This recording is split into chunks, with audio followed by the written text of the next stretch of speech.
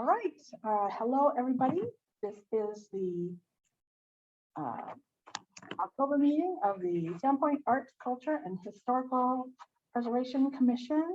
It is October 20th, 2022, and we're here in Council Chambers at City Hall. Madam Chairman, one clarification for the date. It was posted October 20, but today is the 25th. Oh, sorry. No.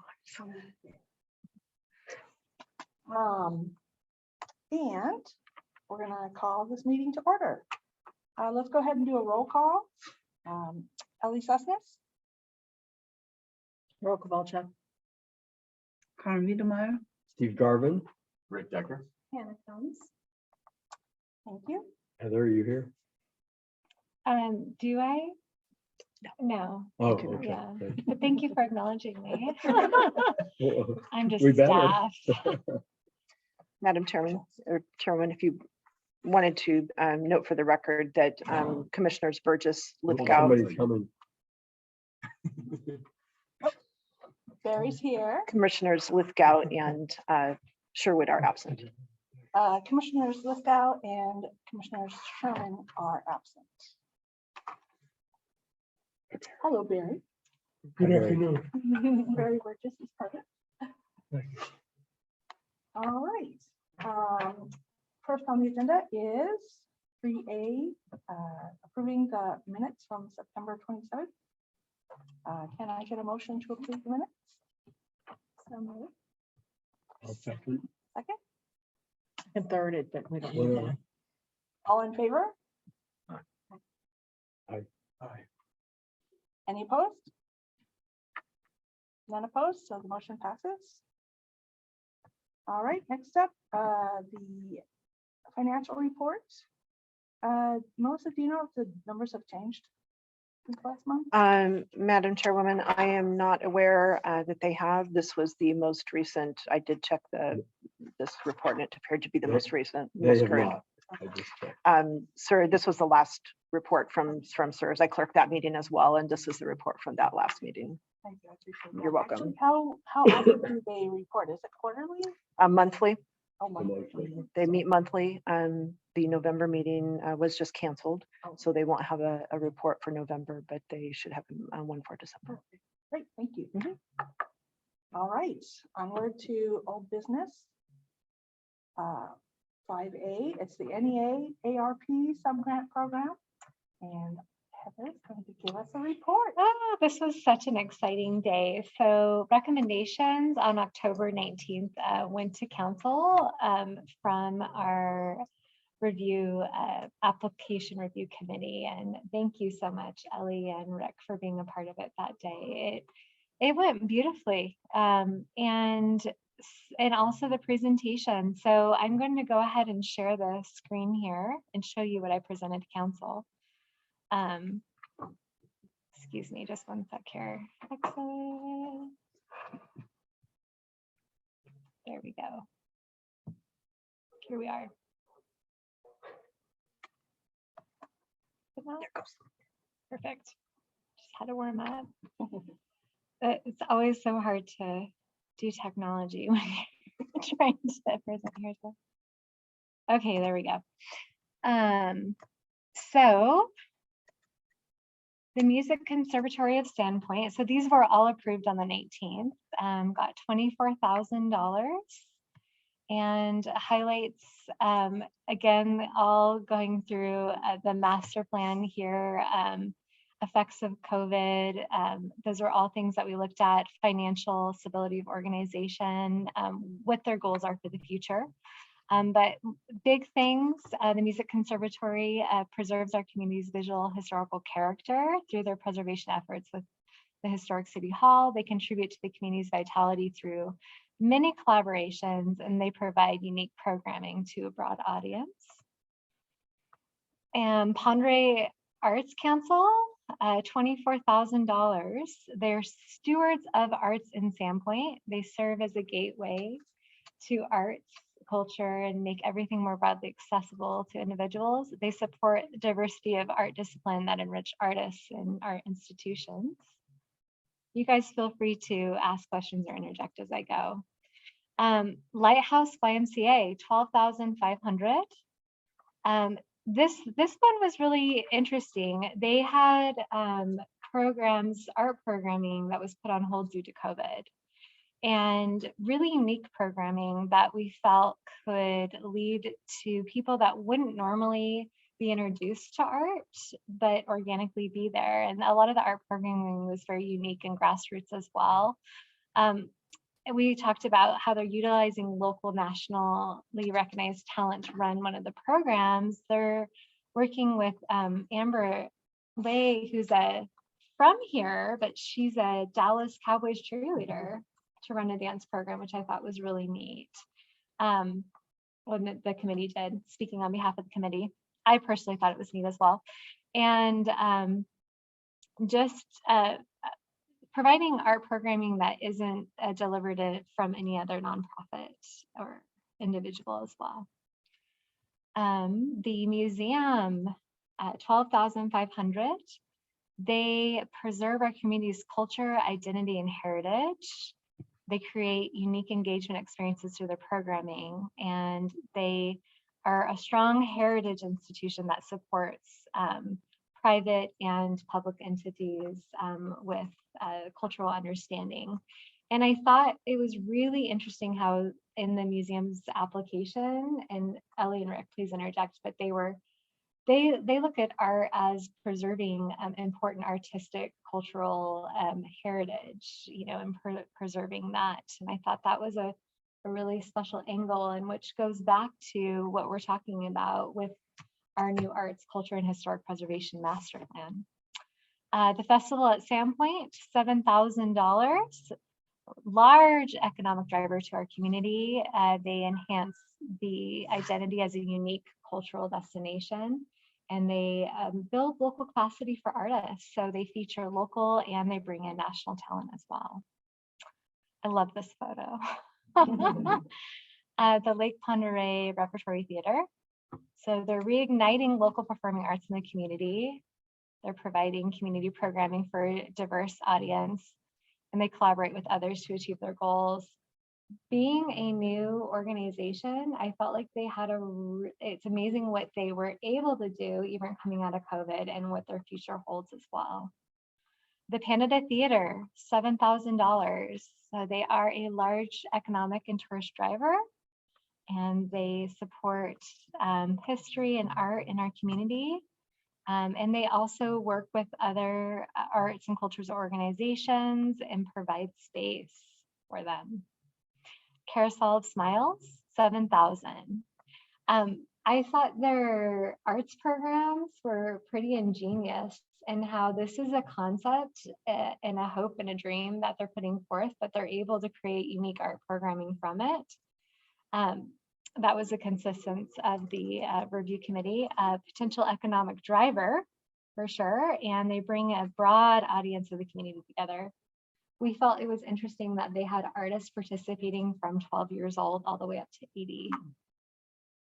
Is there anything that you two would like to interject with that?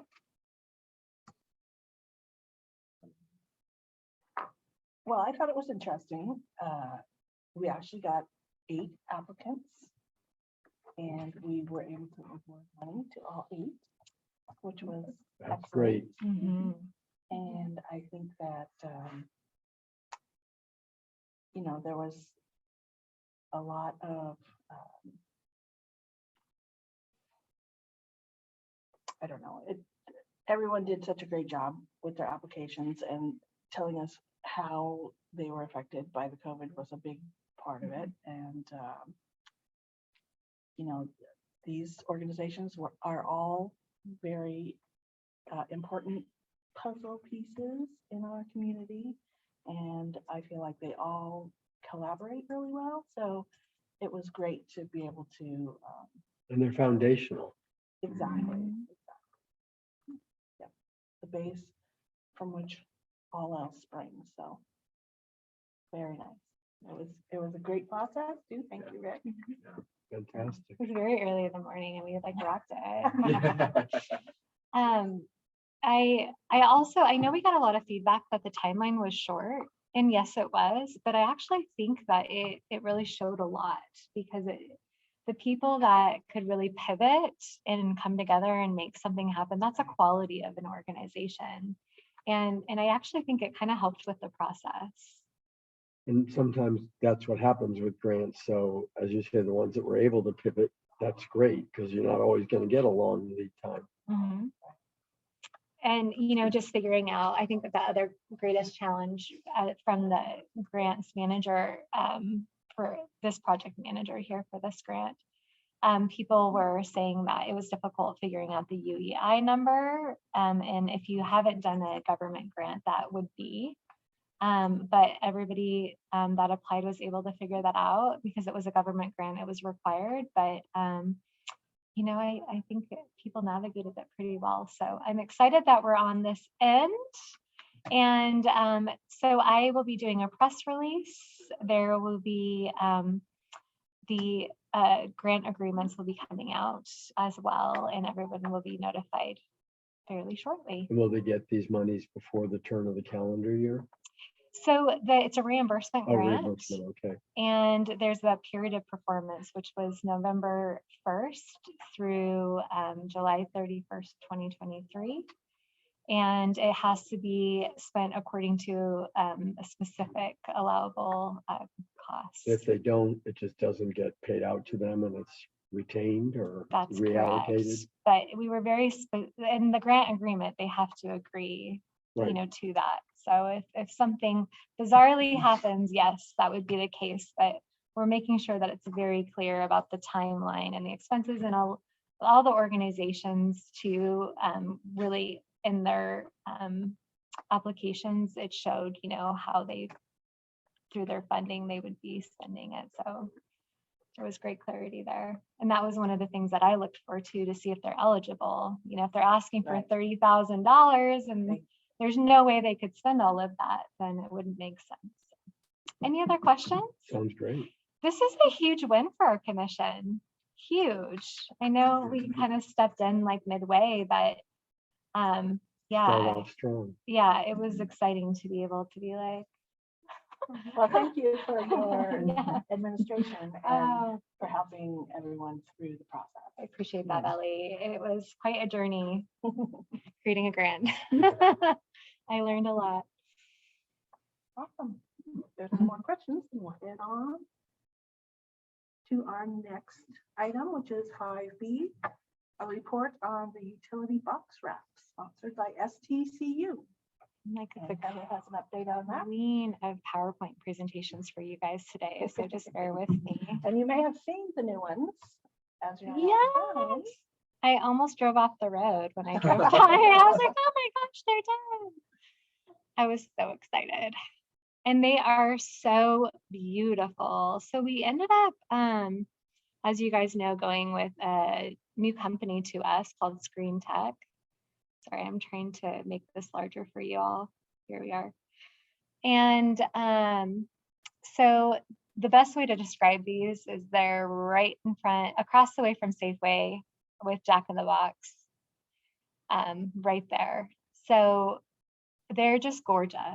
I mean, they're vibrant, they're fun. I slid into this position after the artist had been selected and the boxes had been selected. So I kind of came in halfway, and I think, Did you select them or? yeah, Yes, we did select them. And the backstory on this grouping is, you know, if you notice on some of the other groupings around town, we stuck with kind of a theme, like the Schweitzer one at Church Street, you know, and kind of stuck with themes, but we had these wonderful pieces of art that were submitted, and you know, we have this corner with lots of boxes, and we thought, let's put all the fun ones, the fun bright ones, right there in the Were they corner. submitted before the pandemic or? Yes. Oh, okay. Yeah.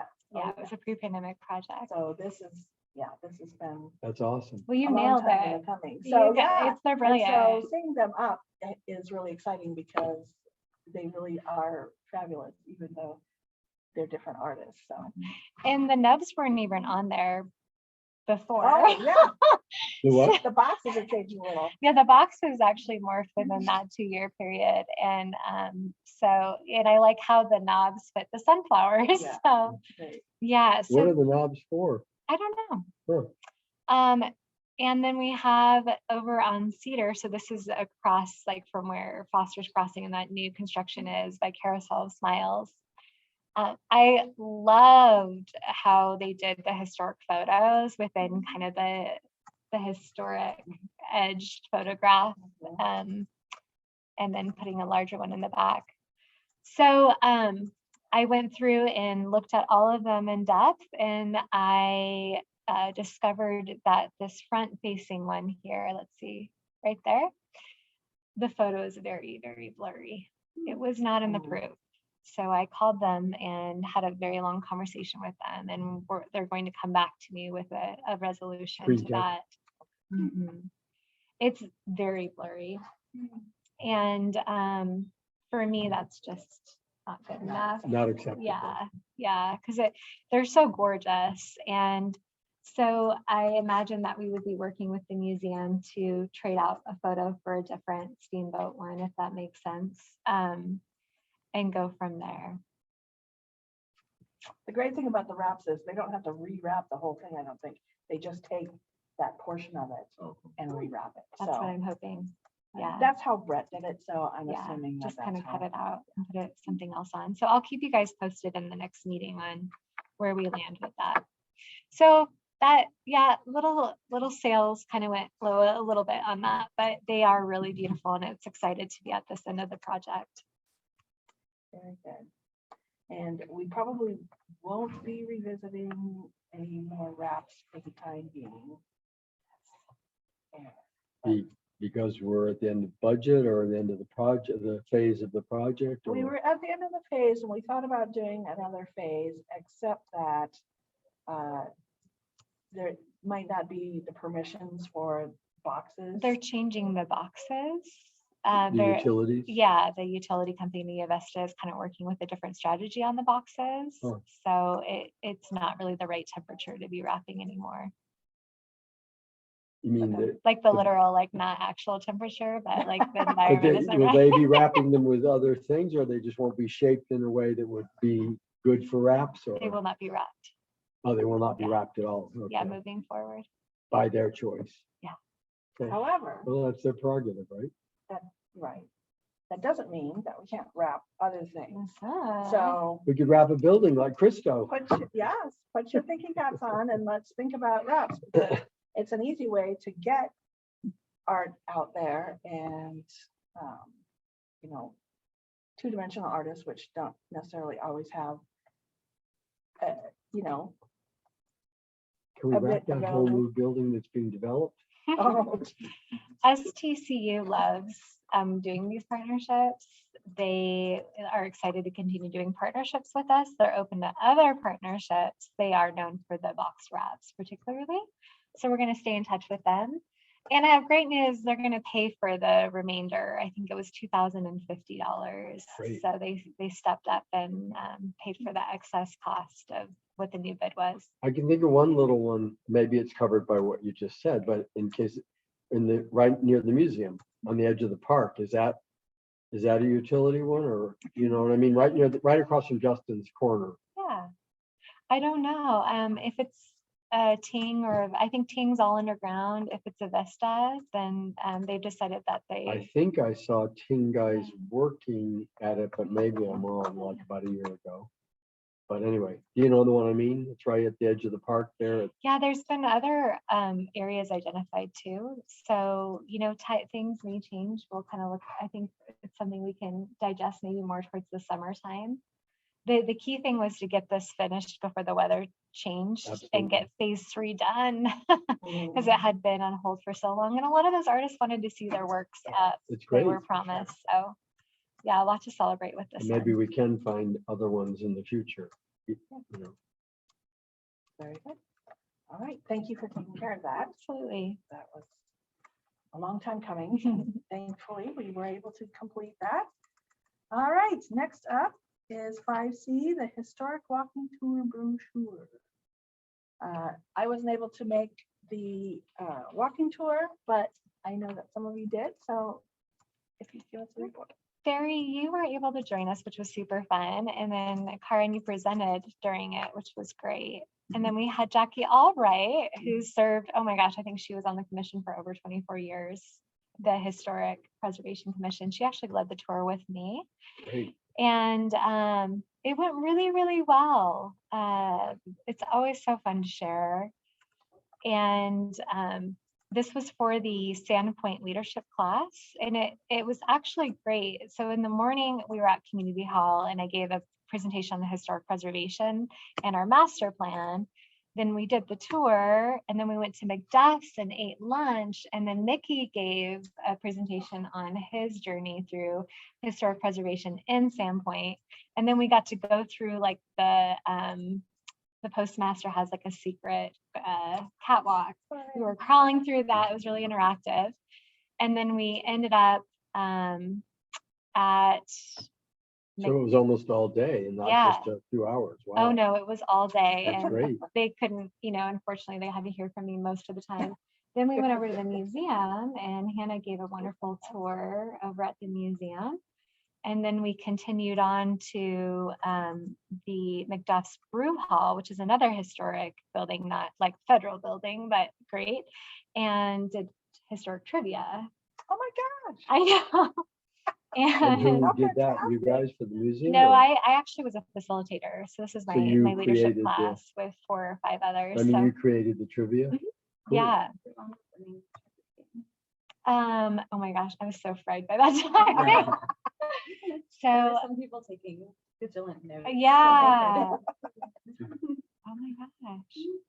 Oh, it was Lance Badger's wife who Lance was Schweitzer, so it was Claude.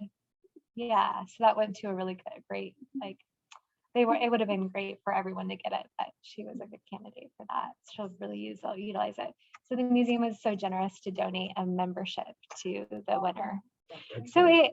so I'm sharing all of that because it was a wonderful long day. I think we started at 7:30 until about 5:30, Wow. but of like the historic preservation journey in Sandpoint through just fun interactives and education and engaging and pinging off of all the different elements.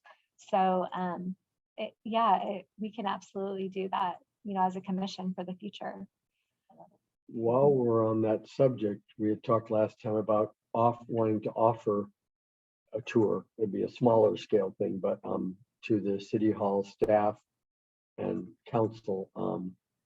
So do we want to try to pursue that in the next month or so for winter, or wait till spring, or Let there's some me, dates that I'm yeah, available? I I'll wasn't get back sure. to you on that. Things are a little crazy busy right now. I don't know if they're gonna slow down, but yeah, I'll get back to you on that. I Okay, definitely think that would be quite brilliant. It would Yeah. be great to get it done either, like we'd have to do it soon before the weather really turned. all right, that's why I asked, because there were some dates I was available Yeah. if in November, but And some, everyone keeps asking me at the city. They I think it's a great they love my idea. little history injections.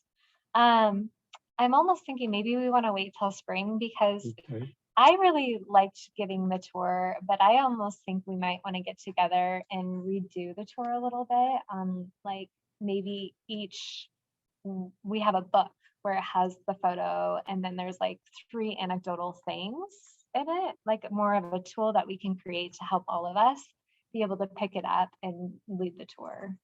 Because it really, it's all from the years that we led it. And I think it was a very specific thing. So I think maybe over the winter time, that's an opportunity to kind of sure. revise it and maybe add some more fun stories to it as well. Well, I used to add even that one little thing, since we were doing the McDuff's building of the building across the street, the Safeway, because, you'd say to people, oh yeah, and you could take your boat or walk or drive Yeah. to go to the Safeway. And that wasn't part of it, but they loved hearing that fun little thing. Yeah, It's like an exactly. extra tidbit. And that was the thing too. It's like, because it was with the Historic Preservation Commission, every one of them was a deeply passionate historian that gave their own special tour. And because as many of us are new to history, I think it makes sense if we created a platform that we could work off of. Sure. Well, I'd love to do it in the spring if.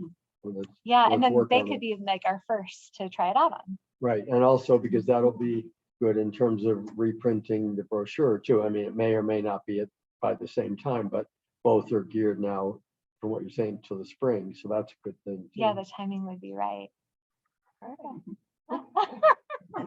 You We're only have starting to- to. Oh, goodness. I'd like to comment on the brochure. Is this the tour brochure? Is this a good time Yes, to comment on please. it? And I know, it sounds like very exciting to have a brochure, but I actually thinking about it, I feel it's very much something from the past per se. We're dealing with the past, but it also feels very old, kind of old world. We are really heading into a different direction overall with digital and interactive kind of features. And I think we should probably have a larger vision. I would actually say this might be fun for the next year, but let's kind of think of what kind of digital interactive features we can have in the city, like a kiosk. And we were looking at that also, for our building and school, where outside, well, you can see the events, you can interact, but you can also, yeah, so we're working, but you can also open the door. And it's really fun because, a brochure is fun. Somebody takes it and then it goes in some drawer to never be visited again. And I'm very protective of resources and, looking at how can we save resources and be energy efficient and so forth. So for me, any opportunity I can open the door to allow a glimpse behind the curtains or the scene is an opportunity to engage the community or the viewer into kind of a larger universe. The brochure is nice, but it doesn't tell all the stories, and it's kind of very limiting. And I think really our future lies with having more interactive kiosk-like features. I mean, within the next 5 years, I promise you, we're going to tap a button and the building will emerge, and you can it'll be multidimensional. Are they doing that in Europe right now? Yes, some of that. It's Mhm. amazing. And it's really fun. So I actually think we need to embrace a larger vision for Sandpoint because there's so many opportunities where we can become leading. And we shouldn't have to do what somebody did 20 years ago. Why? We need to do what's kind of new and fresh and move this whole concept forward about historic preservation, because keep in mind, we're taking from the past right now, making a plan to apply it in the future. So we don't want to be stuck in the present. Our vision needs to go to take the past in the moment into the future. So we should look around more of what is kind of done and follow that, because we can do incredible things in Sandpoint, but we need to probably look a little further ahead and have maybe a little bit of a larger vision. I'd like to share, and I don't know when, so I don't want to give a long speech, but another gateway into the past and to take it into the future is I looked at all of our alleyways, right? And I said, wow, how much fun would that be for some alleyways? Like in ours, we recreate what the building used to be and create an illusion. So if you walk into an alleyway, you think that you're walking into the past, with what the building used to be. So you recreate the illusion of the window. You can have a horse and you can integrate the community. How are you doing that? Is that through projection? No, murals. A mural? Yeah, okay. a mural, and you can engage the schools, for kids to draw this, so they deal with the history of that building. But every alleyway is an opportunity to walk through a path of history, right? And there are all of these opportunities where we can highlight, the building and the history of the community, but to not just show and tell, but to engage. History becomes alive the very moment we can engage. People want to enact it in so many ways. So even the simple thing, a simple gesture as a brochure is something that we say, well, brochure is fun, but how can we create an experience? how can we engage this community so that it becomes part of their experience on a day-to-day basis, right? They will walk by and they will touch it and say, oh, this is what's happening. Wow, I wonder what this room looks like and what did it look like 100 years ago. And it's not a dead piece of paper. I do have to say though, people, when we used to do it at the museum, felt like it was a gift we were giving them. Yeah, Like it but- was like a really amazing experience. I'll let you elaborate. I'm fully for what you're saying about adding and developing, looking ahead to that to integrate. However, we've gotten a phenomenal response nationally, locally, and regionally to the brochure we have for Sandpoint. So I really hope we will consider integrating both, not leaving it behind, because we've gotten a phenomenal and continue to get a phenomenal response. And at the NAPC thing this summer, there were projection things. That might have been what you were asking about, Heather, in various cities, and they almost made them an event once a year. They would project things onto various buildings. It was almost like a Right. festival, and there were admission fees for that. So I think the important thing is to embrace what you're talking about, but not leave that other behind. Make it part of the overall thing. So the brochure at some point could also have a digital. Oh, it did. And by the way, You know, I'm- where you yeah. can actually, you can go various levels deep, you know, you can see a picture, but you can actually, instead of just seeing That's that on our moment. website, on Right, the City of Rick got us Sandpoint's started on website. that by doing a digital version of the tour. And I think it's great to move forward with that, but let's integrate rather than leave anything I behind. love the idea of the kiosk. I think that's Yes. another layer. Yeah. So right now, the layers that we have the paper version, which is like the gift, right? And then we have the online version. We have two sources for that. It's on the City of Sandpoint's website, which is large photo and then the flip through. And then you programmed it to be on Pocket Sites, which is an application that people can do from around the So that's- world. Yeah, and the more it is affiliated spatially to the places that it shows, I think the more relevant it will be in that moment. So like a kiosk or so, I think there are many ways that we're seeing this kind of technology applied in a really, actually really fun and This way engaging we way. can touch all different types of constituencies or demographics or whatever, because people do like sometimes one way or Absolutely. another or mixing things. Mhm. And I think it's a great way forward. Would you be Well, interested let's possibly in that digital thing? let's kind of take a little moment because this is a perfect transition into what we're going to be talking about in our new business, which are priorities and the future with our plan. So if you don't mind, and then we can kind of go from there Sure. because what you're talking about is in here. So would you like to continue? Sure. Thank you. All right, so that segues perfectly into 6A, which is our arts, culture, and historic preservation master plan understanding session. So what we had talked about is taking some time to start familiarizing ourselves again with the master plan. And Heather has put together some wonderful slides to get us going, and we can discuss Here we go. how we want to go. This one's interactive. Yeah. Thank you. Wonderful. Okay, I got a little too excited about that. So I created a PowerPoint presentation for us. We have our master plan here. I have flip charts. I have it broken up. So this is something I definitely was feeling, and then Hannah suggested we need to kind of look at our plan. It's a beautiful roadmap. This is a 5 to 10 year plan. So what are the priorities that we want to be focusing on, and what do we want to do for the future? And I believe, and not to speak for all of you, but having a strategic plan is always a really good idea. That way, hi Woody.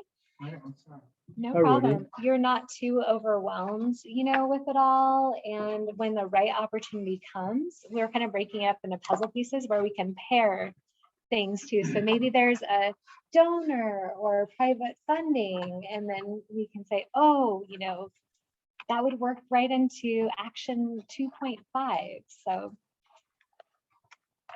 what I did, we'll just go through the goals and And then I have the actions under there as well. So the theme is divided in, the master plan is divided into themes, goals, and actions. And then there's even further definitions within it. So the first goal in our master plan is building bridges and broadening participation. Goal number 1, support collaboration in arts, culture, and historic preservation. Did you see that, Steve? I forgot historic there. I apologize. I didn't. It must just be. Oh my God. I'm really messing with you. You are. That's funny. Good one. And then goal 2, diversify participation in cultural activities.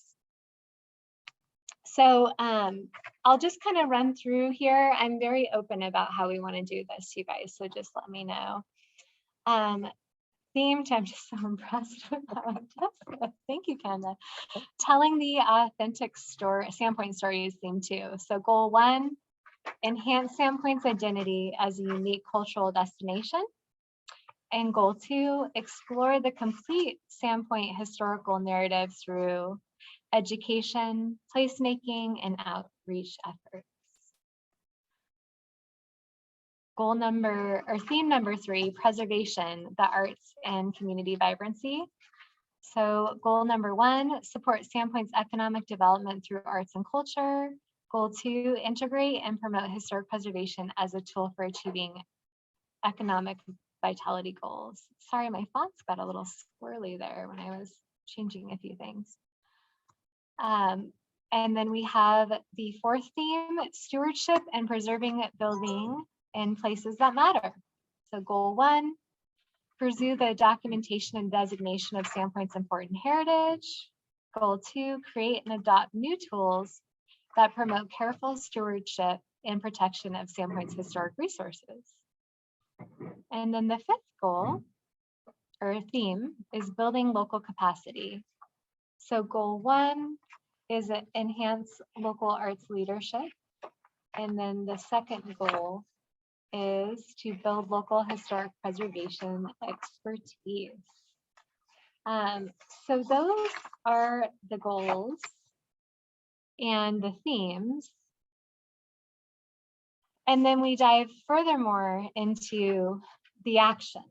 And so before we start diving into the actions, it's really kind of fun. I think of the master plan as a puzzle, and one thing can really hit many things. And just as Karin was talking about these really cool digital kiosks, that hits like 4 or 5 things in our master plan. And I think as we move forward, being a new commission, we want to look for opportunities that are, we call low-hanging fruit, that high community need, and that are actionable, you know, that we can actually sustainably do as a commission. And when I think of that, and I think of opportunities, it's like what's already being done in the community that we can piggyback and support, or can we as a commission be able to undertake that project? You have to remember, now we're not only arts, but we're historic preservation too. And it truly is shocking how each one of these projects takes a lot. Sometimes I don't like give that time credit enough emphasis. It's amazing how much just finishing phase 3 of those utility box wraps took. But you have me now, you know, who is in charge of steering and implementing the plan and taking on many things, which takes a lot off of you guys. In the past, as volunteers, you were having to do it all. So do you have anything to add before we move forward to actions?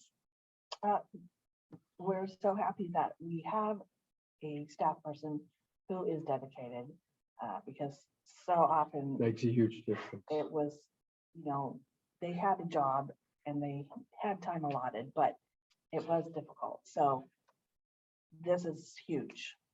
Having, having It's such a beautiful opportunity to be a part of. it absolutely is, and that's working why, with you guys. I mean, this group has such potential with who we have here around this table and you as staff. So I'm very excited. Thank you. And others as we build too. Correct. 100%. So the other thing we have to think about is we are working with the city and we're cogs and wheels to the big machine, right? And so we have to be working with the big picture of what's currently going on. What's currently going on, sorry, it's a long day already, is the downtown waterfront competition. And that is moving like lightning speed.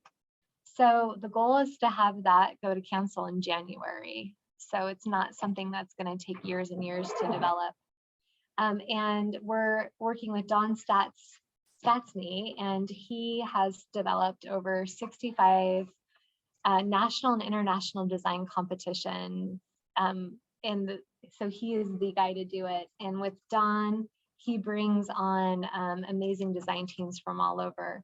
The other thing that's really neat about Don is that a lot of the body of work that he's done has been with Native tribes.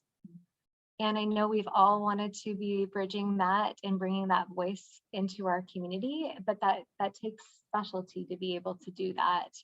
We're really lucky to have Mike with us now, who's representing the Kalispel, but we still need to get all the other voices. I have goals to be talking with the Coeur d'Alene tribe, Spokane, and the Kootenai as well.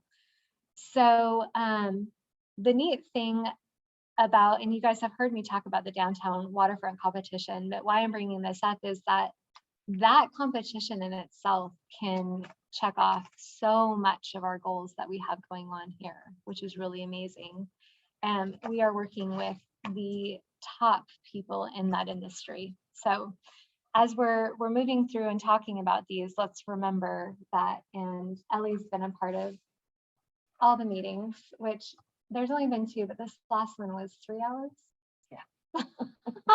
So bless your heart. So, but very good. So, in terms of actions for our first theme, which is building Could bridges. I just make a comment about those goals? Yeah. I don't know, I'm sorry, I'm probably to bust stop here, but this plan has already been approved, is that It's correct? adopted, Yeah. 2021. Okay, so what my comment was is that I didn't ever see the sense of community, and that was what I think is a really important. You didn't read the community engagement chapter, is that what I'm understanding you saying? Well, I didn't, just going through that portion right there, I didn't see where it came out, it just said the sense of community. So I just wanted Sense to. of community. Should I go back to the original? No, that's all right. I just wanted to say something. That said it. So let's move on. Okay, perfect. Well, let me know if you need any Okay, clarity. thank you. And there's a whole chapter in the master plan about the community engagement that was done to develop this. And this is brought to you by what the community wants. So, Right, and I think I was talking about it a little bit different than having the community engagement to develop it. It's one of the goals is creating a sense of community. yes, absolutely. That Yeah. that was the point. I was trying to bring Yeah, absolutely. And that, so it's preserving our cultural heritage and community, but it's bringing our community together of all Correct. ages. And that's actually identified in one of these. I swear, I think I like soup talk some of these goals. So in terms of building bridges, the actionable items, and so let's go ahead and use, I feel like I'm a teacher right now. And again, if anybody wants to pick up and interject, but I'm gonna just take a stab at this. Okay, so we have theme 1, and we talked about our goals. By the way, just if it helps anybody in following you, up and when you're talking in the pages starting on 121 Yes. or 122, it actually is concisely like It's theme, goal, and amazing. actions, page to page. So that's a place you can follow in your Yes. full thing. Thank you, Steve. Follow with that, but I'm starting off with 77 because not only does it talks about potential partners and implementation actions as well. So I'm kind of, at times, I feel like this is a little bit of an elephant, and what we're trying to do is we're trying to take bites out of it. So I don't know if today we kind of want to do an overview and then you know, we approach it every time, or we just talk about what we want to do this first year, or how we kind of want to set the framework for this? I think when I brought it up at the last meeting, I was particularly interested in looking at the implementation timeline Okay, at the back of the plan, and just getting a sense of our priorities within that the goals that are defined as 1 to 3 year goals. perfect. I'm also really interested, I don't know if it would be possible to kind of analyze the waterfront design competition in terms of which of these goals it Like targets. start with that. That Yeah, would be helpful. absolutely. And then seeing which other projects we lined up to start with. I love that. Does that work for everybody? Yeah, because think their that's a really good priority approach. scales might not fit our choices or our realities. Absolutely. Okay, perfect. So 123, so we're on to the first theme. And we did action 1.1. Yay! Moment of celebration. So action 1.2, facilitate cultural networking and partnership opportunities with local heritage and arts organizations with tribal representatives. So I certainly think we're doing that now. That's that ongoing thing, being able to connect with Mike is huge. Mhm. And I certainly am going to continue to work, as I said, with the other tribes in the area. This does apply to the design competition. It's really important that we have on the jury the Native voice represented. I do think it's nice being able to flip back and forth from this, you know, overview at the end back to those earlier Okay. pages, because that gives us the action item, but then on this sheet, it goes into how exactly do we do that. Perfect. So it's all here for us. Which Yeah, is it's great. really. Heather, I was just gonna interject one thing. When you Yeah. were talking about the tribes. And I don't know if this means a lot or not, but Idaho is home to 5 federally recognized tribes. That's right. I think it's only one of the 3, unless I'm wrong here. The Kootenai, the Coeur d'Alene, Nez Perce, Shoshone Paiute, and Shoshone Bannock. And we're just going to focus on the tribes that would have been going through Right, but Sandpoint. this would be Kootenai, Kalispell, and, Kootenai, Kalispell, and then you have the Coeur d'Alene and the Spokane. okay. But you Coeur also d'Alene, have okay, with the okay, Kalispell, you have the upper and the lower Kalispell as right, well. okay, So those were the main tribes that were nomadically coming across our area. okay. So Hannah, I'm just like, would love it if you would lead this exercise. And then you can, well, where I did the PowerPoint for you that has the actions. I think you're doing a really great job and I'll work with you, but I would love it if you would kind of step forward and help facilitate this. We used to do this every day together. I don't know, would it make sense to go through some of these action items based on the timeline Yes, and then revisit what are the implementations? absolutely. And then try to prioritize at the end? Yeah, so I think what my big value with this exercise would be to tell you what we are doing at the city, you know, within that timeline. Would that make sense? And I have, of course, the PowerPoint presentation, but I also, if we wanted to write something down, I have, you know, we can do kind of any type of visual process that you want. I don't want to take over. But you're doing a good job. So pretend like you're not and keep going. Well, on action 1.2, facilitate cultural networking. I mean, they've got suggestions in here, you know, maintaining a list of the community leaders. We have that on the website, I think. Also cultural networking events. What about doing a monthly event at different locations like the conservatory or COAC or museum Or McDuff's. or McDuff's? I mean, yeah, absolutely, where we get together the commission and all, the leaders that are interested. And just have a little networking, wine, And just yeah, get everybody together because we're so busy doing our little groups that, Well, we don't always. and a Correct. bonus on that is, I know that some of the arts organizations now for years have been told by some of the larger grantors that we needed to have more, not just communication, but collaboration, because they would then become better chance of getting Right. ever increasing grants. And this was all, of course, before the pandemic, but I don't think that's fundamentally changed. And I think people are doing it, but I feel like we're still not connecting with each other on a broader scope on a regular basis. Which I higher, feel like- yeah. Yeah, definitely. There also, it has been identified that we need to create a stakeholder group as well. So maybe we start with the networking and then from there, yeah, that want to do more of the leadership roles. And that's almost 1.2 and 1.3. Yeah. Right? And that seems something that's really doable, doesn't it? Did you say that the city already has a list of the arts organizations? Absolutely.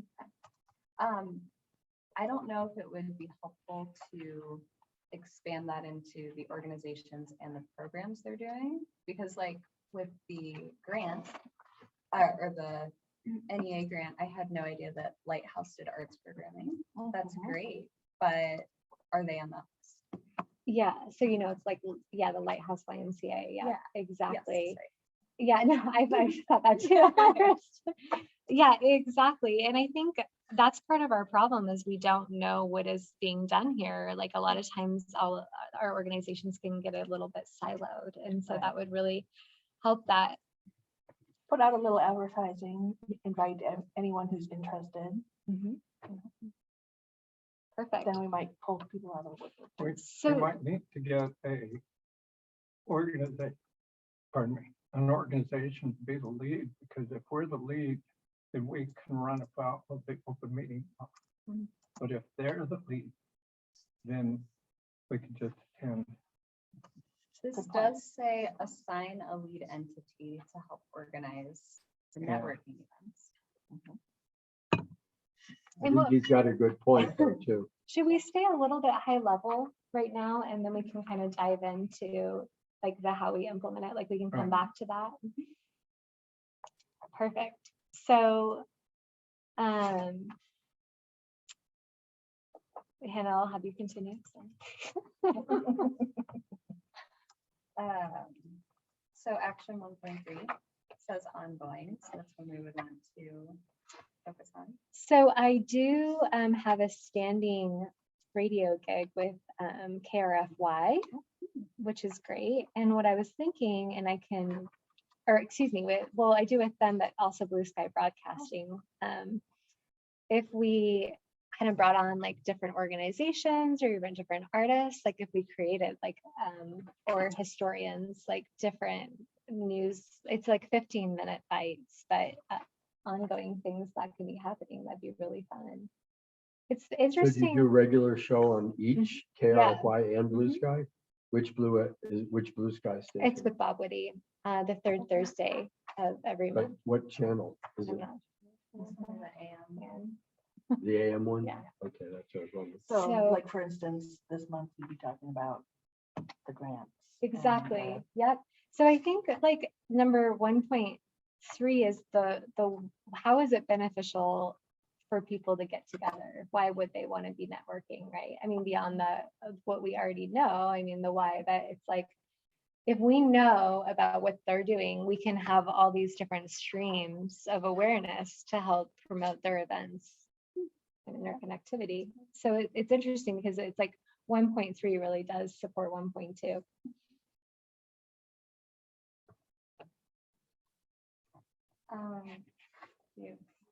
1.4, we'll just kind of bounce back and forth. Yeah.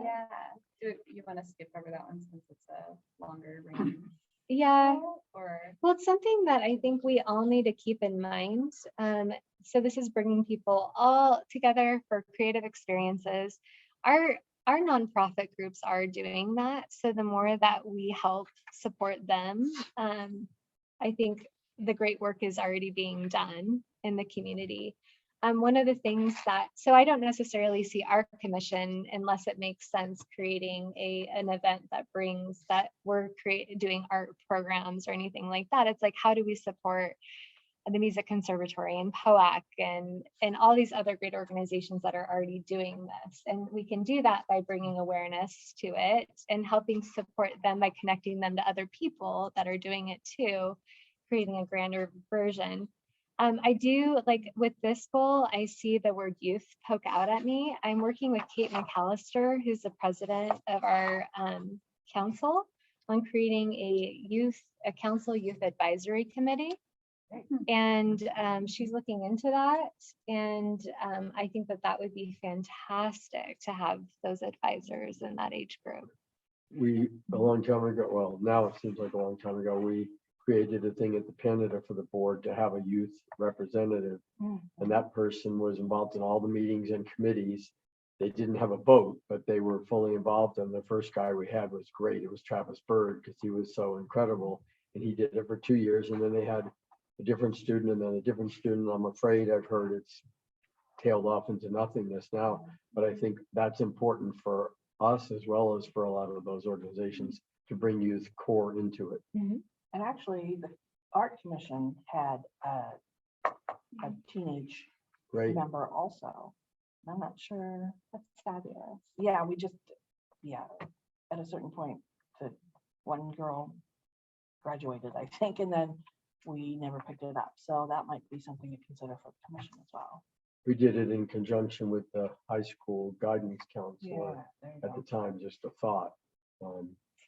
Yeah, Kate is like raring to go. So you just have to let her like unleash Well, her on maybe- that. Maybe someone from that Yeah. group could be a Oh, liaison to this group.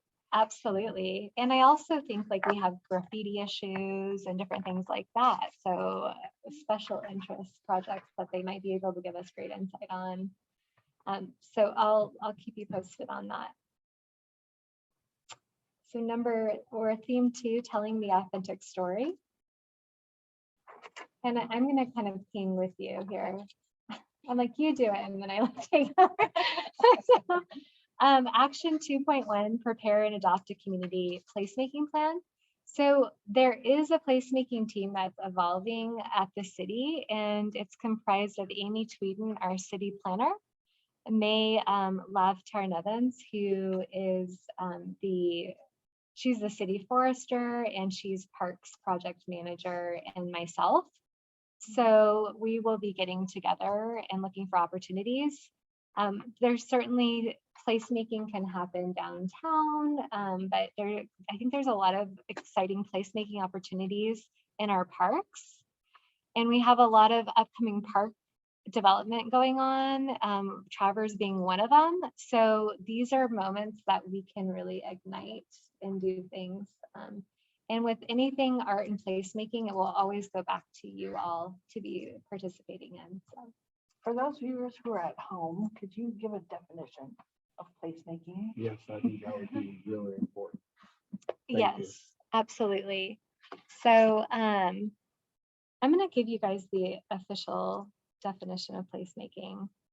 And this is something that's been going on for a really long time, but the word placemaking is fairly new. So placemaking is the process of creating quality places that people want to live, work, play, and learn. So, so with the placemaking, so you're capitalizing on the local community's assets, inspiration, and potential with the intent of creating public spaces that promote people's health, happiness, and well-being. So when I think of placemaking, I think it encompasses our new merged commission. So instead of just looking at art or history, we're looking at our cultural identity and our surroundings and choosing art and history and seeing how those things work together, and then putting forth to create that larger picture of healthy, vibrant, world that we live in. Wonderful. When this plan uses the language adopt a plan, does that mean this will ultimately manifest in another master plan, or will it be a more informal process, do you think? That's a great question. It could come out in both ways. It just kind of depends. Yeah. So know that, so some of it's like, okay, well, this is very informal to say this, but like that kind of goes on like Heather's plate, or, you know, we can kind of build around, and then it will always inevitably go back to you guys because you're the advisors of what happens. But so the next one, the official Sandpoint historical marker program. So this is where I think there's a couple of opportunities here. And when I was with the museum, and Hannah, you're going to talk to this, but with my Sandpoint leadership class, they voted on a project with, and they called it, they ended up calling it placemaking, but it's an historical interpretive signage program. And they joined forces with the Connexu Land Trust. So they're doing historical narratives for all of those properties, but any of those funds left over will be placed potentially in an opportunity for placemaking opportunities in the community, potentially. That's been said. So I'm using that example. If we could find funding for historical narratives, I think that would be really great. And I think where this could be really impactful would be telling the story of our historic buildings with narrative panels on the buildings, like what you did, Karen, on your building. There's still one panel left that needs to be put up, by the way. I should. Talk to him. I was just talking to Yeah. Brett today, really. Yeah, one, he needs to come back for us. We'll talk about it. Okay, perfect. So, and again, we can come back to this, but it's being able to visually tell the story through historical markers. So if we can find that opportunity, whatever it looks like, whether it's center panels or plaques, but about the history of the building or history of location. You guys have done that through art with your interurban railway and the Opera Rink House. I think this is something we kind of need to put in our back pocket, but where is that opportunity, lie? But again, like that's something that's going to take funding and the right partnership to achieve. Update Sandpoint's brand identity. This. What about? you skipped Oh, one. excuse me, I'm a little running. Curate new festivals and support one-of-a-kind events that celebrate local arts and culture. So again, when that kind of comes out on our radar, but let's think about, how do we get another festival of Sandpoint, right? That like is that big economic tourist driver that brings people here. I think Maddox Farms is doing a really good job of doing this this thing. Anybody else have? We have a chamber because we have the North Idaho Philharmonia, so they're creating a chamber festival. But it's more not so much entertainment focused, it is more art focused per se, classical music. So that's going to be in the summer. But I like that. It's like, and maybe we find that out through our networking time. What is already happening here that we can highlight and build that's bringing national and international people here that we can help foster and grow? The school had for a long time Music Without Borders. So every year we invite and they'll be coming next year as well, is the Matsiko Children's Choir, and they're performing with our children together. So the Music Without Borders, where we invite guest musicians to join for an orchestral journey, is growing per se, but that's been in place for 7 years. We created that 7 years ago. Well, and I also think of like, that's brilliant. The K&K event that was here in the 1940s. So for all of you that don't know, that was Ross Hall and Jim Parsons This is right after World War II. Jim Parsons had all these connections because he was a war correspondent with the New York Times and other correspondents in LA and so forth.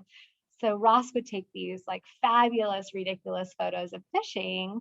And then Jim Parsons would write these amazing stories, and then they would put them in an envelope and send them all to their friends. And then they would publish them in the newspapers nationally. And that was the impetus of the K&K. So we had, you know, Ben Crosby come here and all these celebrities, and that framework is like what we're talking about. It's like, what's the seed that makes us special, and how can we market and foster that? On this action item, does anyone remember from when this plan was being written? Is there a specific reason that it is marked as high priority? Is there any like specific urgency, or was it just that we thought we had the resources in place? Correct me if I'm wrong, but they determined the priorities. We didn't, as I what I This is all recall. them. Yeah. Yeah. We weren't involved in that part. So some of it might not make sense now. When I was in Virginia, Richmond has a festival, and it's every 5 years that they dedicate a wall down by the river for muralists, and it changes every 5 years, and they make a big deal about it. And so each section is given to they have to apply. It's not just, you know, come on the street and do whatever, but they have a whole section that they know is going to change every 5 years. They also have the largest public display of murals in the United States. Wow. I was impressed. Nelson, BC is another good one to study. for They also mural do that. They also do competitions. the mural competitions. And Sister City.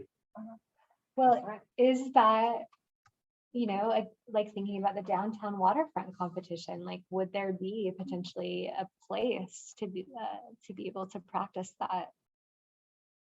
There have been several property owners who've asked about murals in the last. Yeah, and there was few supposed to be a years. mural on the back of the Canada for years now. And then A big one. we also have kind of the under the bridge moments too.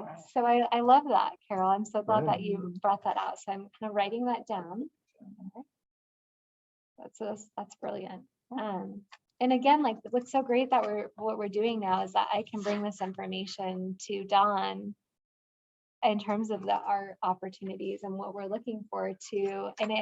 And when we are able to say in the adopted master plan action 2.3, you know, that gives us really good strength. I don't know if I can, but I took this picture and it just shows what murals can do for. Oh, it's beautiful. Yeah, and I thought maybe it's worth showing because how murals can define space, creative space, placemaking, and how it can create stories within that space. And there's some cities and communities that go that route, and they're really distinct, and that's when it becomes really an art project. It becomes creative placemaking. And you have to keep cars out of it. It's meant for people, not cars. That's another thing we have to address at some point. So maybe that's what they were thinking is not like festival where we're thinking thousands of people, but Wow, smaller. that's beautiful. Where is that? I do I like the have idea to, though of there like, the- I wrote down. very specific to this. It's really That's fun. great. this style. Oh, I've seen It's that. too thin. There's a whole bunch of different places that do that, because Yeah. I look for these all the time to see what types of specificity murals the people are game doing. Yeah. And they're not just hidden, they No. This is one of the only define. places that has both of those fish. Have you seen the one with trees on the other side of the wall? And building And they something did around a that. face, Very and the trees, the simple. hair. Again. It's really cool. And the feel behind that obviously could be behind us, the city, but that would also be the stakeholders and then the further like networking name, because that takes a whole community to put something like that on, right? So it's really fun to see as we're talking through this plan, like the true framework of like the construction of this. I think in highlighting in each piece there's companies, private companies, there's, nonprofit organizations that are doing this. We can start adding that into our notes. Yes. It's the it's the who, not how. Mhm, You know, we're talking a lot of how right now, right? Mhm. What are we gonna do? How are we gonna do this? mhm, Rather than there is Maddox Farms out there already doing something. Right, How can we support that? yes, It's, absolutely, You know, we don't want to reinvent the wheel if people are already running with it. 100%.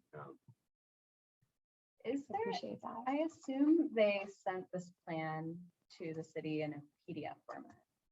I'm wondering if there's any way to get a working copy of this so we could add these notes and opportunities into So they it. worked with Kyoki. Okay. So Kyoki, but hypothetically, yes, yes.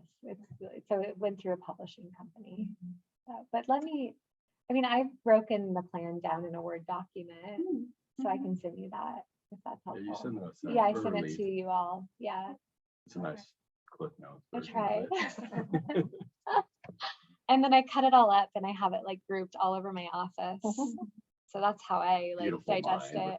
it. It is, String and yeah. everything. Yeah, kind of like what I did here. I did a second version for all of us, so like we can lay it all out. Because I mean, I love working with you all, so I wanted this to be something we're all doing together. I didn't want to necessarily, run this and be like, this is how we're going to come up with this. So I'm glad that's organically coming out. Update Sandpoint's brand identity. This is definitely something, so this goes back to design standards, I think too, and back to placemaking as well. One thing when I first started understanding furniture and everything that we have in all of our different parks, it's kind of mismatched and things are randomly placed. So I feel like through the design competition, we can get a better idea of what the look is, what the branding will be. They're also talking about adding City Beach into that too. So I think where they were going with the brand and placemaking is we want kind of the one unified city look, that. So it's like, what is that? What is the look that truly captures our character, does the storytelling, like is truly uniquely Sandpoint? That is a brand. So to me, this is a bigger picture thing. And I believe that the start of that could be through the design competition. And what it ends up at is, could be critical going forward. Not just it's got to really represent it if it's going to be a great tool to use in a lot of our areas going forward. It'd have to be something that was well thought out, incredibly strong graphic, even if simple and things like that, and that could truly represent it. That's a tough thing, actually. And that's why like the treat of being able to work with nationally recognized design teams. I mean, it'd be hard to be internally trying to figure this out, or like local designers are great, but like this is a big picture concept. So yeah, I think that's a good I'm start. just gonna need to comment on the word local because at this point, Sandpoint is an extremely diverse community where local is national. There isn't a distinction between, oh, those are just locals. And, at this point, people are coming in from all over the world and many different regions. I would no longer distinguish between locals and others because there are many others already living in this community.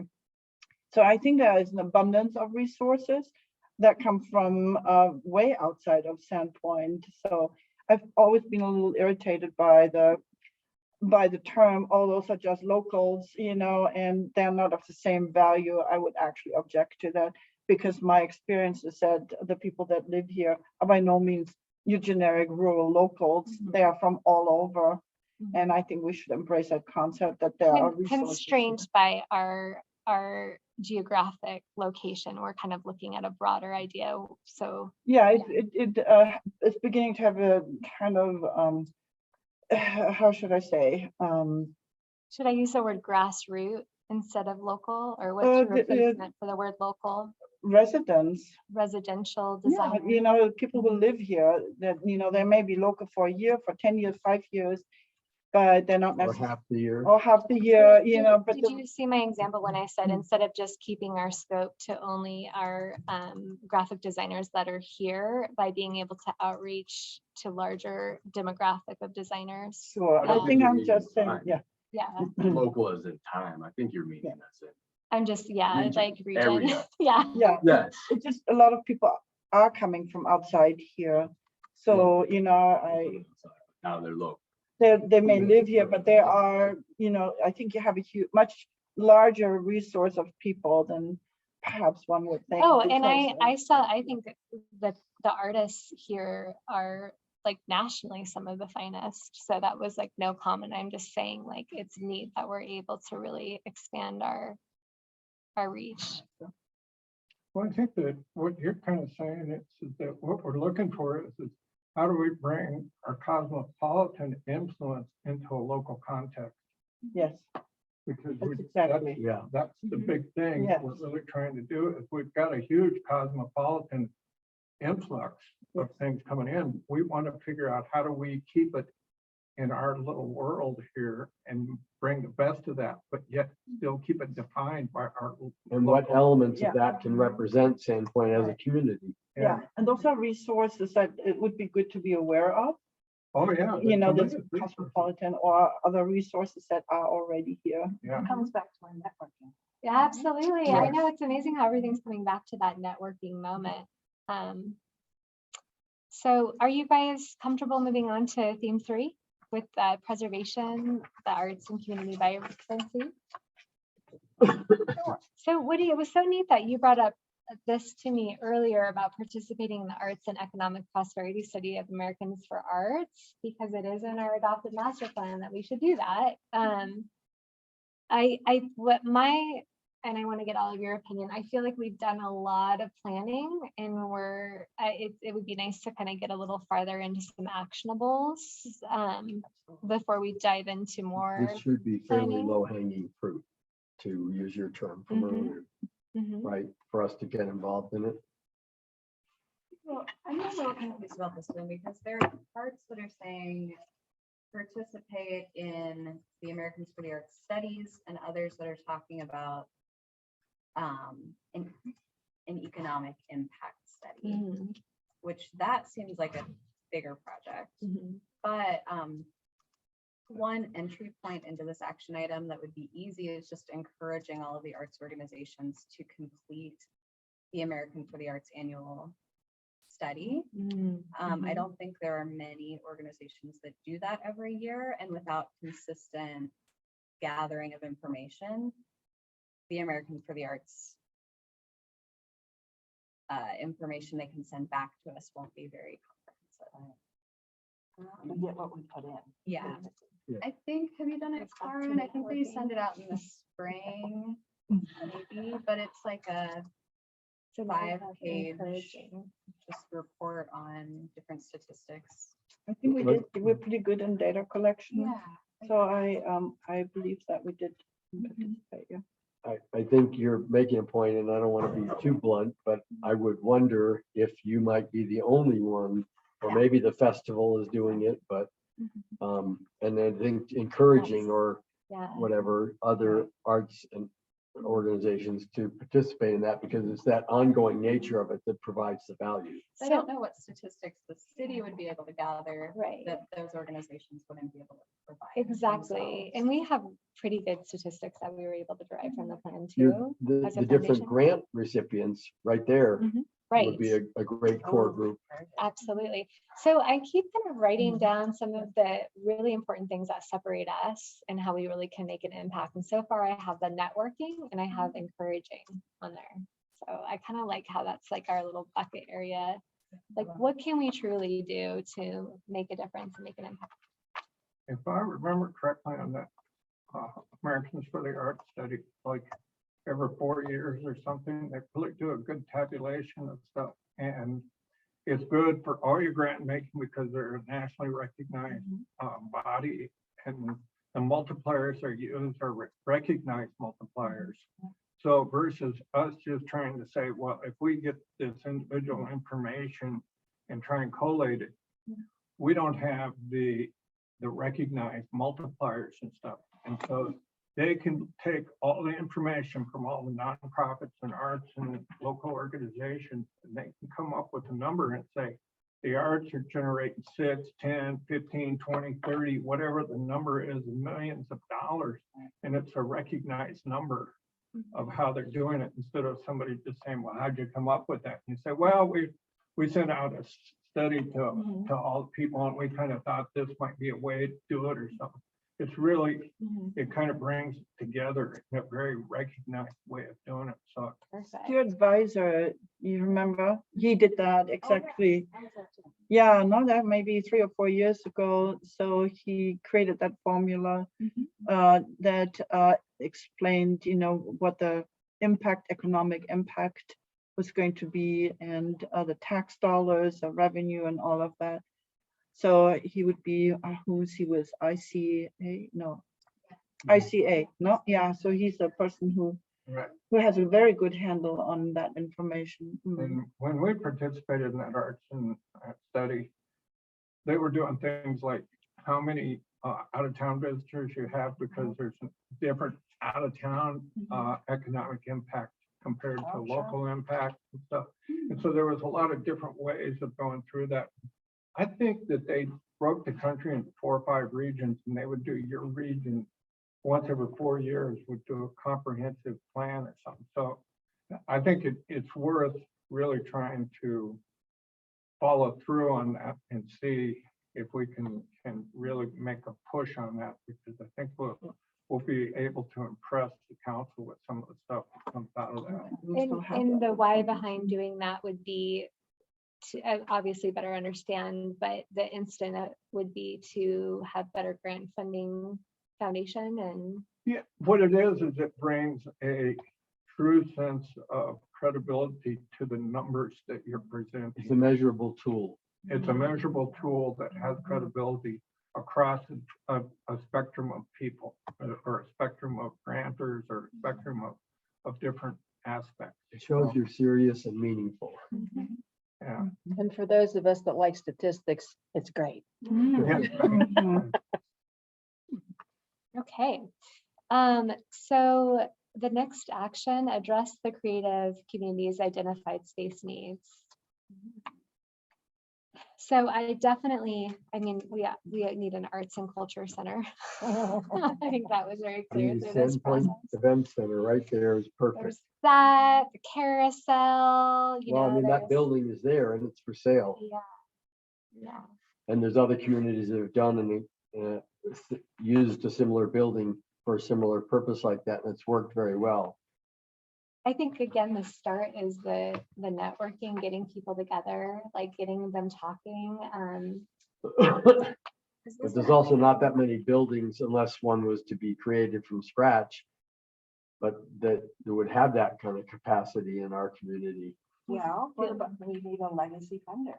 Yes, Yeah, that's absolutely, the thing. absolutely. It's not, and then, yeah, legacy as in maintenance of the building. And I know the museum looked at that building. We played around with the idea. I mean, it's such a fabulous building. But What you're doing is so- wonderful, but you don't have room for 15 other organizations. yeah, we just wish in you your were space. a larger. No, space. even though it is multimedia, because POAG lives under our roof, and as a Center for Performing Arts, and because it's creative placemaking, we are embracing a multitude of aspects that are basically aspects of Center for Arts and Culture, and because we have the performance, Little Carnegie, but which from my perspective, for the size of the community, I feel it's kind of big enough, but if you feel the community needs something larger, then of course, then one has to look further. The 110 Main Street building has that one nice feature. It's in the center of downtown, so it continuously interacts with the community. That's why we put the fire doors so that we can open them up. You can go into the gallery. There will be lectures. There are concerts. I mean, and that's what's so important, is that you don't want to live in isolation. Arts and culture is communicative. Its main goal is to communicate, and you have to have somebody to communicate with. And generally, arts and cultural center, they tend to live in a downtown area where you grant accessibility.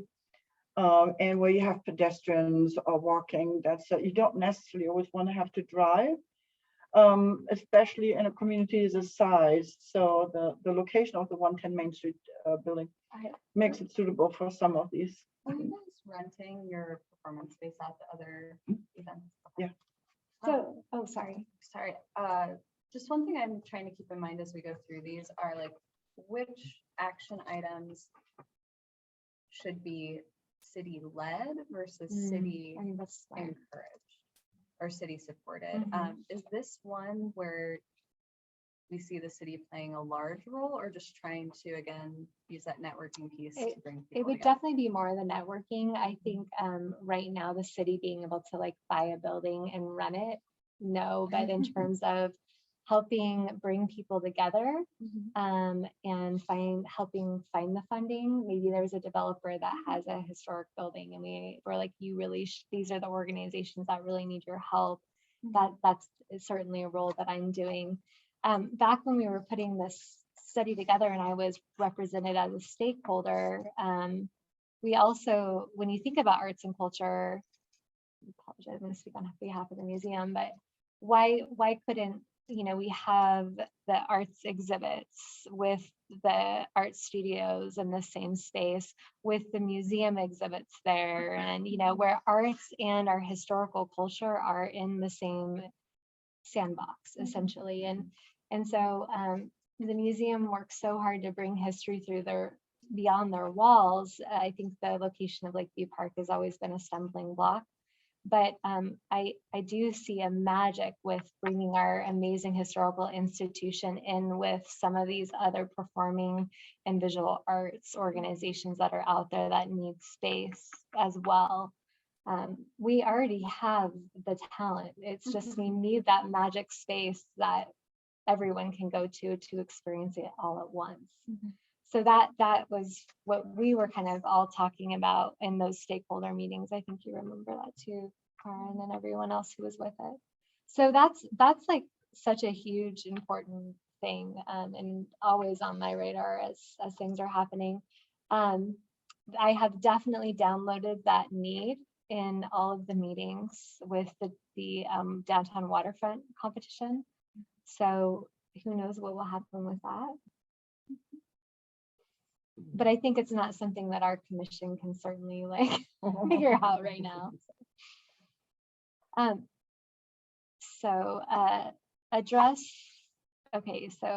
Support the development of Sandpoint's for-profit creative sector. This was like a shocking one because I think for me, I had to really drum up my knowledge about arts in our community as I came to this position. And I found out that there's a lot of really amazing national talent that will not show here because they will not get the amount that they need for their art. And that was a shocker for me and it saddened me. And you guys can go on and on about that to me. So we need that economic driver in that space where the quality work can truly be purchased at the price that it needs to be. Because people love to live and play here, but then they sell in Sedona and New York. In Virginia. Right? South Carolina. So I want all of you to educate In me Santa Barbara. and probably not today, but like what would help? Like what would be the answer? And I don't know, with the Arts Commission, obviously you guys talked about that at length. Okay. What's the resolve? When you see these towns like Sedona or Dallas or Santa Fe that sell a lot of art at good prices, is that just decades of reputation building, or is it something else? And I think in Santa Fe and Taos, but Santa Fe especially, there's the incredibly long and rich heritage of selling, supporting, promoting native arts as well as other arts. Painting in Taos but I mean, Sandpoint is going through gentrification.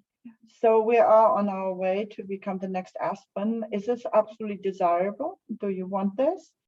We should, consider if that's the right way to go. For You want art. Taos or Aspen, big Mhm. difference. You're right, and to see, it might just be, we're heading that way no matter what, just because, for a great variety of different reasons.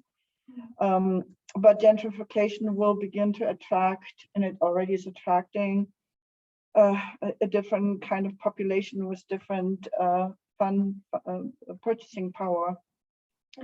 And I think it's going to be a totally organic process, because I will even say the people that are coming through our doors are of different caliber.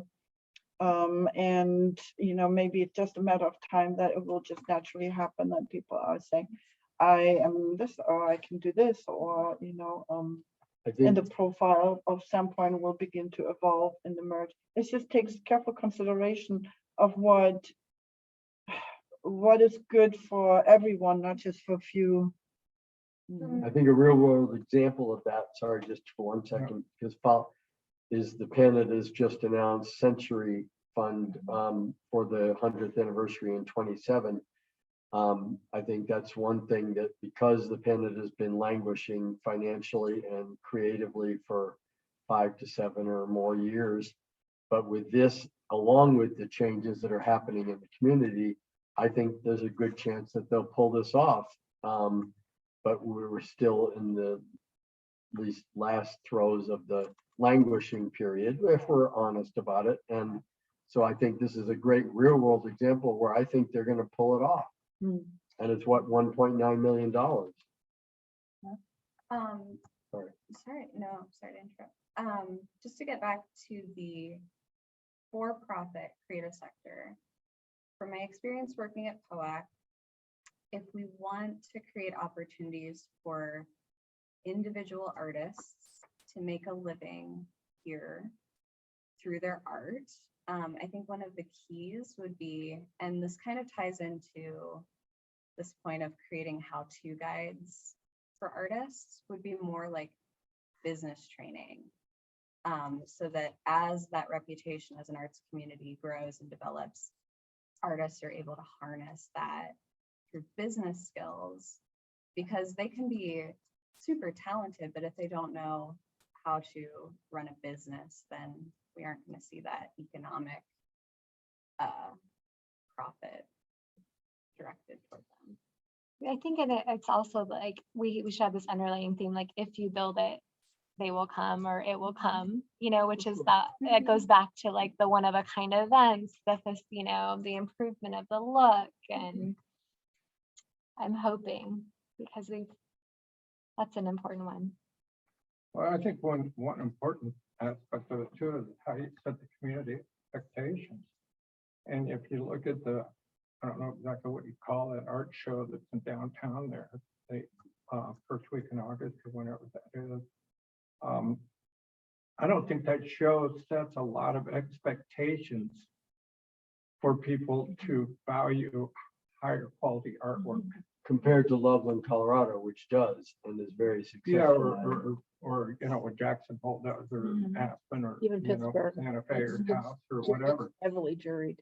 What's that? Even Pittsburgh, when they have their big arts festival, it's heavily juried. Yeah, and so the jury on that, maybe you don't turn it immediately in 1 year, but you start raising that expectation Yes. through jury and that show, Mm. because there are some people there that, you just kind of go, maybe it's good for people just walking around and enjoying a cup of coffee and strolling the street and spending $20. But if you're talking about a serious piece of artwork, you're not going down there to buy it, No. or not as much. There's a few, but Well, and then, so not only are we advisors for the city, though, maybe you guys all become advisors for all of these other nonprofit groups. So you advise, like, well, we have this idea, if you had more juried conditions, then it would equal more of this. So It seems like so much of this could channel through that networking idea. yes, I know, I keep going back to that. So because you guys all probably want to gear towards dinner, I'm watching the clock, I could do this all night, this is amazing. We might want to just kind of keep a little bit larger and then go back to you know, where we are, and then we could even pick up, if we could get through all of it and then kind of reevaluate at the next meeting, like think on those things, but Well, is everyone enjoying this process of going through this? Yes, Is but this there's something to be said for maybe stopping it soon and continuing next time. Oh, or Well, no, that's what something. I'm asking Yeah. is like, yeah, if should we if you like to do a do pause? this and then, you know, set aside another 40 minutes next meeting. Does that make sense to I kind of think this go a is little invaluable. slower? This is really helpful. I like it. Especially as So we're still in our infancy. agreed. And then we'll have time to think and process and come back to it.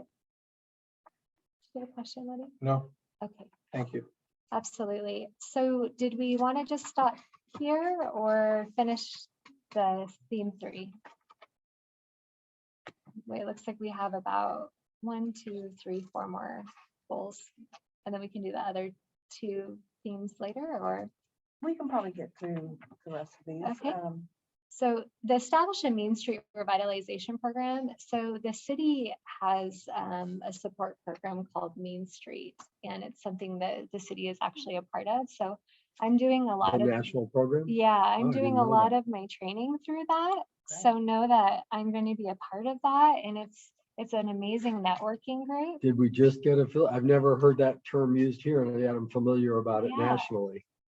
Sure, when Huh, the time period that's was that great. we had joined, but Excellent. yeah, so all the people that are on the placemaking team are getting all of their training through the Main Street program. So know that that's happening.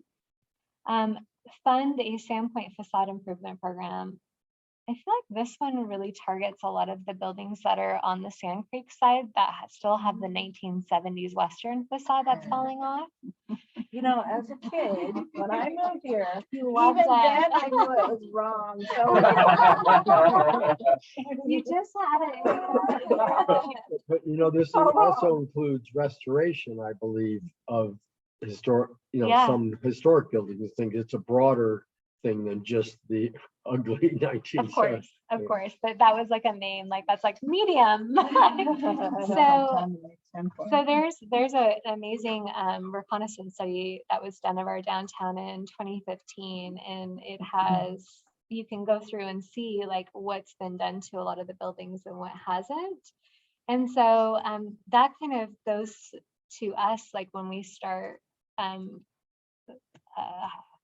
and sorry, it's starting to get to late out, and I'm like grasping for words, but enriching our skills as preservationists, understanding our downtown, and understanding our buildings, because each one of those buildings has like a little history and a soul to it. And I think the more that we get to know those buildings and we can educate the people that own them or that are going to be buying them or that are restoring them is really, really And important. if And we'll we get can back get to to the that. point where there might be programs or opportunities to help give Yes. economic incentive to some of them Absolutely. restoring and honoring those things. But I do think the start would be with the downtown waterfront. And if because a lot of those buildings are being addressed, they're included into some of that design. So we would understand that through that process. So I'm gonna include that with the downtown waterfront. And remember, it goes to council in January, so it's not like we're gonna be sitting and waiting. We'll know if it makes sense or not. Pursue key adaptive use opportunities in support of downtown investment in creative arts activities. So that's action 3.6. Ongoing. Ongoing.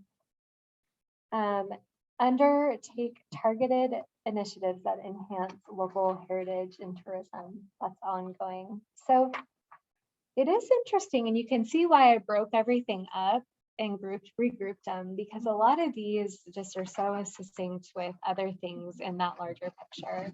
So let's take a pause at theme 3, and then next month we'll approach theme 4 and theme 5. I really appreciated you guys all coming together and creating this. This is a really wonderful time and a great moment of understanding. It is, definitely. Did anybody have any questions or any homework that we want to do beforehand? Or I think just talking through this, there's a lot that's revealed. Definitely. All right. Well, so last item is 7A, around the room. Does anyone have any announcements or general comments that they'd like to make? I have a couple of things. I just gonna try to keep bringing preservation news and things into our meetings. So I sat in on my first Preservation Idaho board meeting since our last meeting, and it was great. Several people are rotating off the board. They've got 10-year term limits, and actually 3 people have been there 10 years, and they're rotating off at the end of the year. Paula, who had been the director for a while, is fantastic. I had a long conversation privately with her, as well as with the newer person, Brittany, that's head of it. But what I wanted to mention was a couple of things. In Boise, they've done a historic homes tour for a number of years, and it's been one of their most lucrative money raisers for PI down there. And I just wondered if we might think about down the road, not just historic homes, because we're Sandpoint, but maybe historic homes and buildings, or, you know, whatever we called it as, and had an annual tour, a ticketed tour. And sometimes you can make a meal or something like that as part of it with you know, enhancing the ticket. It's just a thought, but you know, on an annual basis, it would have to start small like anything else, but I think that there's promise here. And also we wouldn't necessarily for something like that, because it's not our organization, but it wouldn't have to be limited just to city limits if there were other things close by that should be included in something like that. And so I wanted to mention that. Also, the Idaho Preservation Conference this year that was in the fall, they said went really, really well. Preservation Idaho provided part of the programming, and they said it was a success. It'll be held again in 2 years. And then a third thing that might interest a few of you in particular, and on Labor Day week, this coming September, Boise is going to host the American Association for State and Local History's National Conference. And this is 400 to 500 people. It's national membership dedicated to helping history community thrive. It's the Professional Association for History Doers. So I thought you guys would like hearing that. And Preservation Idaho, we're going to do some programming as part of it. They expect about 400 to 500 delegates or participants or whatever you'd call it. But it is very different from NAPC or the other conference we're referring to. But I just thought I should announce it here, and there might be several of you that might want to think about going. Sounds like it's going to be, but it's AASLH, American Association for State and Local History. Great. So. Thanks Steve, for that information. Yeah, love it. I have, excuse me, I wanted to thank you and Jackie for doing the tour in the city Thanks, and Barry. through our art class. I thought I'd do a show and tell. All right. First of all, we did a little. Oh. beautiful. Oh, Cool. that's so fabulous. Sorry. Gosh, you're talented. Wow. Yeah, I engaged our people. This is North Portal. Oh, fantastic. Very cool. McDuff's at the old post office. Never mind that. Yeah, I want to know That's about my that grandson. too. That's my grandson. Recognize that. Oh my goodness, these are wonderful. This Oh, was the- wow. Oh, Barry, that is that's gorgeous. fantastic. Wow. Yeah. Cool. I was thinking of that as we were walking That's through the really tour. Yeah. Mhm. And I have some other ones. I'll make Very, them. that was Oh great. my goodness. Oh, that's so And that's cool. the farmer's market. Lights go off. Yeah. Oh, yeah. Right. So that was just for fun. Thank you for Oh sharing. my gosh. I like your for fun. Thank you. Thank you very much. That's awesome. Yeah. Inspiring. Yeah. Well, I so appreciate all of you. This is going to be amazing. We just It got is the, amazing. it This is, it already conversation is. Just so amazing. And to be moving forward, you know, after We got the wheels on. the years of holding off, you know, Yeah. moving forward is just feels so good. So thank you, everybody. Okay, are you still passing We around the can room? talk, yeah. Yeah. Let's hear it. I'm sorry, I missed the last meeting. I was traveling out the country and, but on this, thing here, I'm really excited about the downtown waterfront thing. So, and I just want to make sure that we're also trying to explain to the council how important it is to take those same concepts and apply it across the entire of the downtown. And as we get these new buildings being built and stuff, they don't have to be exactly replicas from the historical time, but they have to have a tie back into it. And they have Compatibility. to contribute to the overall sense of historical community in the area. And I think it's just really important for us to keep emphasizing that to the council. They're so, well, it's not, right now it's to Don, who's creating the regulations for the design competition. And he is like, he gets a load full from me every day about that. So And a lot understanding the of- a lot of historical. But I think he's people are making- Echoing what you Mhm. just said. there. Absolutely. And I think he's Yeah. making a really good point because the council, in a sense, is the ultimate. I mean, they're why we are how we exist. And, you know, it's really important to city staff too, but I think there's an educational component, which is again why I had offered Mhm. last time that thing about giving a tour for the city staff and the city council, because I think it's an educational Yeah. thing for some of them. They probably aren't much aware Well, of details about. So preservation. so council isn't separate from this process. They're sitting right there in the stakeholder meetings as well. So everybody's included at the city. So they're hearing exactly all of it too. But I really appreciate you bringing that up. And just as Ellie can comment on the consensus of the group and just the last couple. There's a huge I missed what you awareness. started to say. So are any of the city council involved in those? Kate McAllister is on the Kate is, advisory board as okay. well. Who's the president of council. Right. So are we gonna have a role in the waterfront design process as a committee here? Well, Ellie's representing our commission. Okay, And she and myself will be continually reporting back to you all as the process moves forward. There will also be multiple public forums and a public process that happens as well that you will all be aware of. But you're certainly getting all of the insights. Will you know, you before engage us on anybody a else. timely basis if things happen between our monthly meetings? Sure.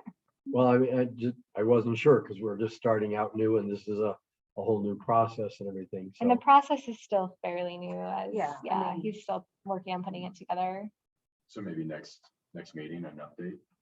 Sure thing. Yeah, absolutely do that. 2 days before Thanksgiving. Okay. Oh my gosh, another holiday. Let's get through Halloween. All right, well, does anyone else have any comments? Carol? No, I'm laughing at getting through Halloween.